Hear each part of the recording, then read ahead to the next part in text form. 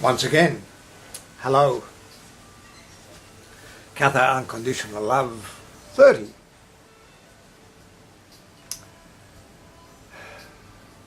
Pure Gnosticism Explained, Part 2. I'm doing this in sections because I don't want to rush, primarily. And I wish to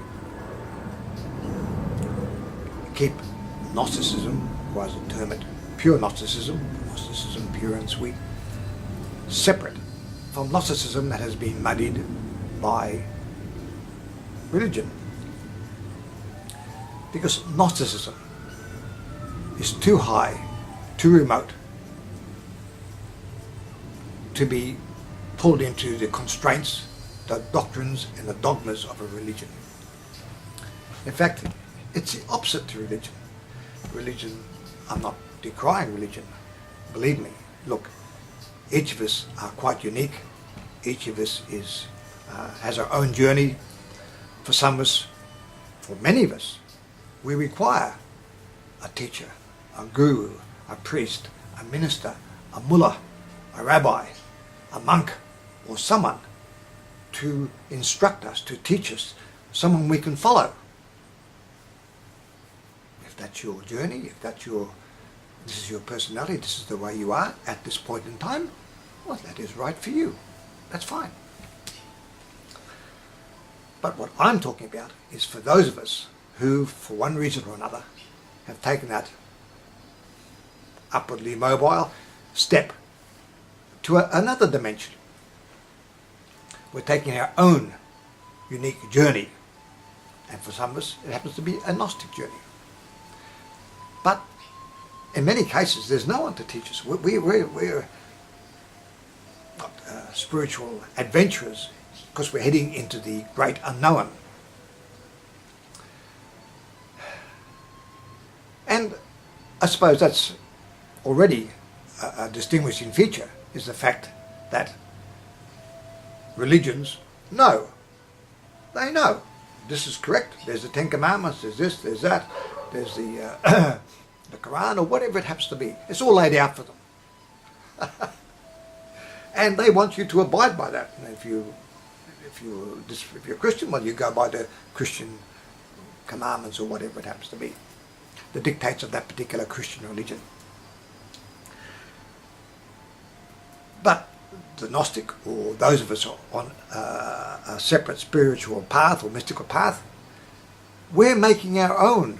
We're taking all this information, and even information from religions. I mean, we don't decry that. I mean, religions have got wonderful things about them,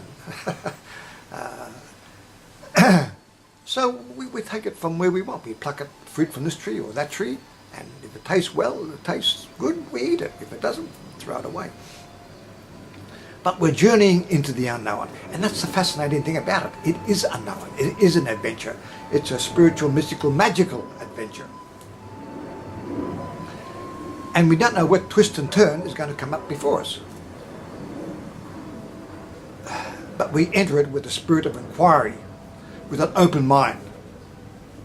This is the heart and soul of Gnosticism, is this seeking of knowledge, seeking of gnosis, which is ultimately to lead us to perfecting, to enlightenment or perfection of your lives. How do we know we're heading it? Well, one, we should be more joyful. We should be enjoying living within ourselves. We have no need. We enjoy our drinks, we enjoy our cigarettes, or whatever we enjoy, but we're not obsessive about anything. We don't need to drug ourselves out or all this. We're happy with ourselves, with what we've got. But we're going inwards to seek that knowledge about ourselves. So we possibly don't go around little pieces of happiness, but we have inner joy, inner bliss, and we certainly have more peace of mind, and more tranquility of soul than many others. Because we're not concerned about heaven or hell or God or judgment. When we may have been at one time in our lives, but we're above that. For why? From the Gnostic point of view, it's quite simply, there was an origin of all things, a source, a Tao, the Chinese, that was ever there. We don't know it, it's beyond our knowing, it's just of itself. From that, there was a light, a divinity, a breakaway, call it what you like. But there was an entity from that which created our known universe, our world as we know it. And the religions, we Gnostics believe that, those in religion believe that too as God.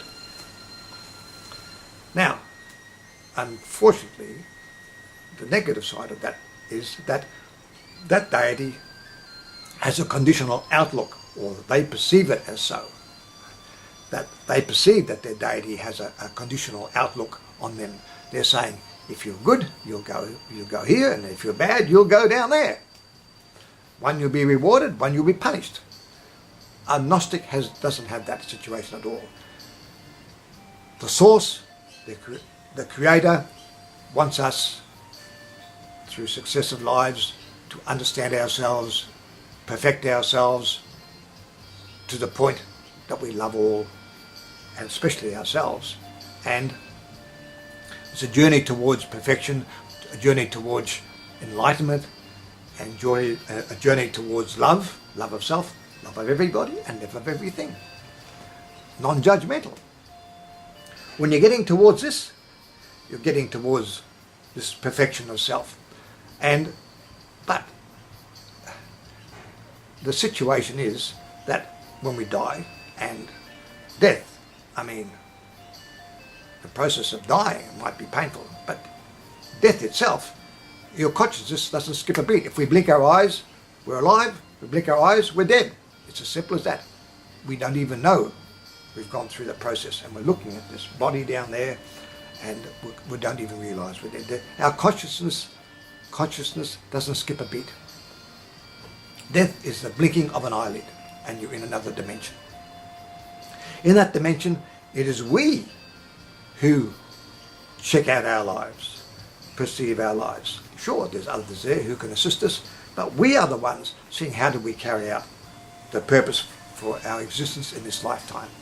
And we are the ones, there's no judgment day, we are the ones who know what is best for us in the next lifetime for us to learn or to gain understanding.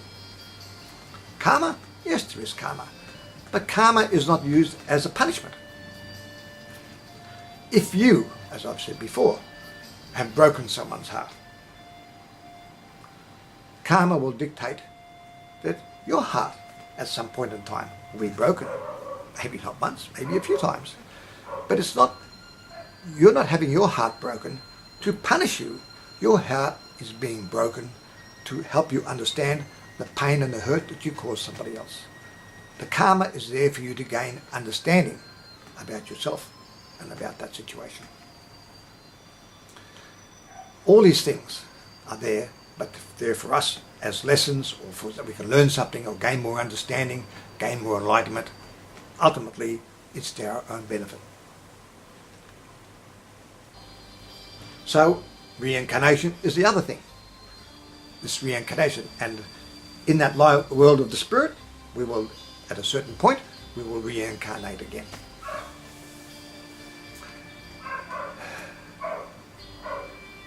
So, is Gnosticism just an airy-fairy philosophy floating around up here? No. Gnosticism is about, which life should be about, common decency, kindness, compassion, love, understanding. I'm not saying other belief systems don't have that. And they should, because these are things we should have.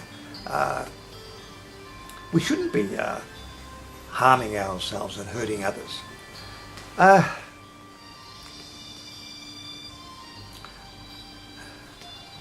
One of the major factors that we have between religion and Gnosticism is the fact that religions want you to be a good person and not be a bad person. Well, Gnostic simply knows I am both good and I am bad. I have the capacity for goodness and I have the capacity for not being good. And it's easy for me sitting here, and we're sitting in maybe we're quite well to do, and we read about some of the terrible things that happen in the world. We think, well, we would never do that. But if we were in that situation, would we or wouldn't we? Okay, I'm not going to let you go without a story. And I was at Army intelligence in Vietnam, counterintelligence. I was out chasing the enemy. I wasn't stuck in an office, which most intelligence people are. So I was running around the countryside, and my boss at the time was a Captain Bosco, Jeff Bosco. And half of our unit, our intelligence unit, was Vietnamese. And we knew that they tortured some of the prisoners that we brought in. So Jeff Bosco told Dai Wee Chung, he was the captain of that particular unit, I think there's about 21 people in that unit, and he told them, he said, Dai Wee, Captain, if I hear that any of that information that you have given me has been obtained through torture, I will not use that, and I will not pass that on to the rest of the task force, even though the end result may mean that Australians will die. Australian soldiers will die. I will not use that information. So I'm telling you now, I won't use that information. Now, I don't know when it was, a month after, but Bosco, myself, Kyle Leach, we were there. There was giving us some award for some action that we were involved in. Don't know what it was, never got it anyway. Anyway, we were awarded it, I never saw it. But the point is that Dai Wee Chung stood up in front of all of his unit, and Bosco, Leach and myself, and he said, I am telling you, sincerely, we have used torture, but we will never use torture again in this unit to abstract information. Now, I knew Bosco had told him that he wasn't going to use it, even though Australians might die by the use of that information if it was extracted through torture. Now, I was one very proud Australian soldier to hear him say that, and that Bosco stood up for what is correct, what is right.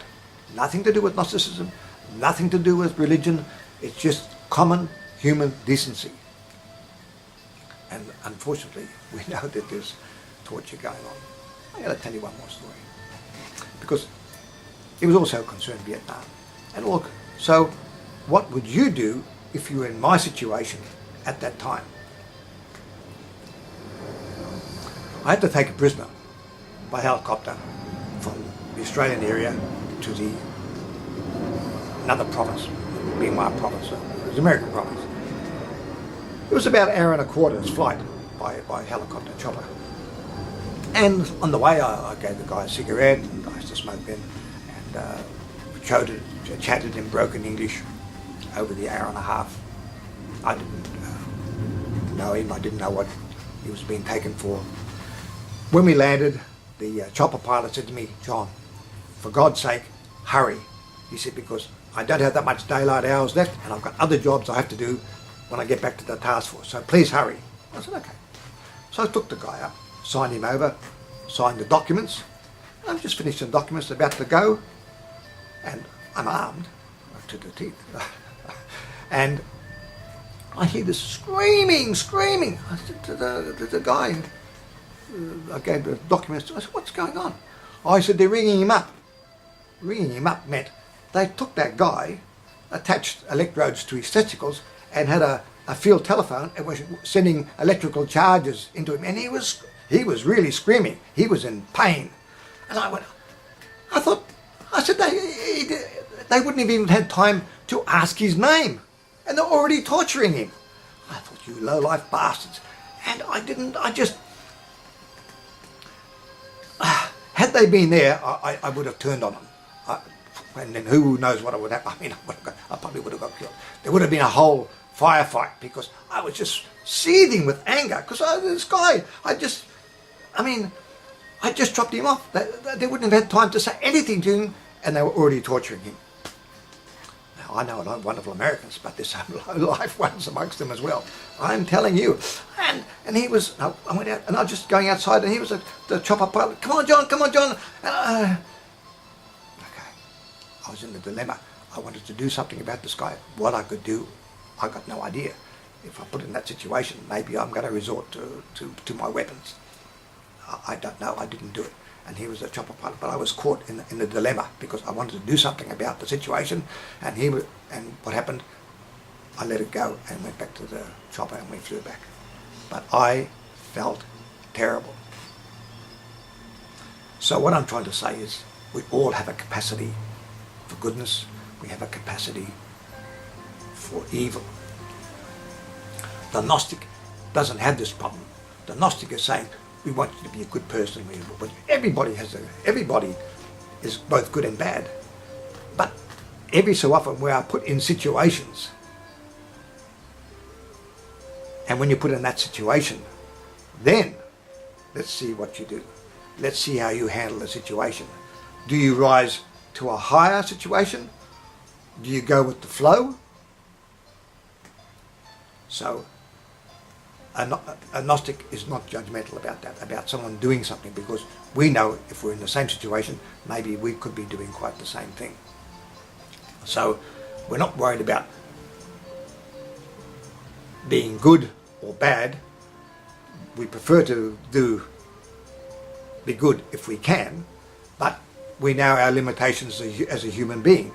And so this is another difference between the Gnostic point of view. We don't have a problem handling human nature, because we know human nature has both these qualities within it, rather than religion say, oh, he's a good person or he's a bad person, and if you're a good person you go here, and you're a bad person you go there.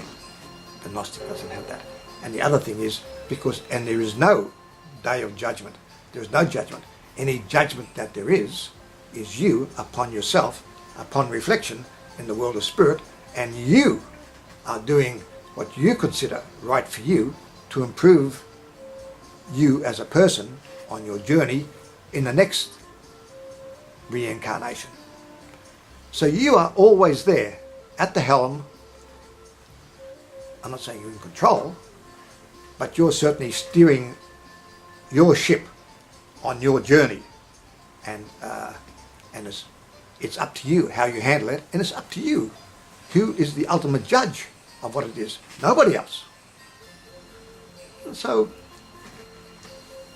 with our judgments, it's best if we can to keep them for ourselves rather than laying it on other people, because in those circumstances possibly we might be doing the same thing or worse, or the same thing or better.